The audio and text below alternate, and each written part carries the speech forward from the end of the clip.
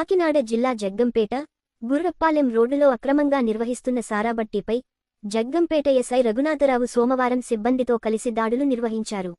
ఈ దాడుల్లో 30 లీటర్ల నాటుసారాను స్వాధీనం చేసుకున్నారు.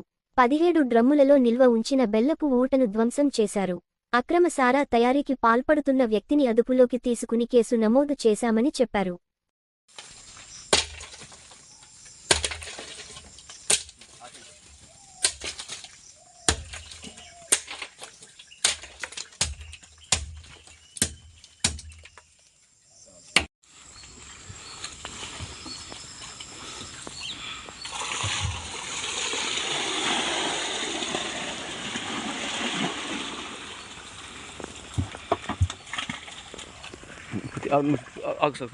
కట్ చేయి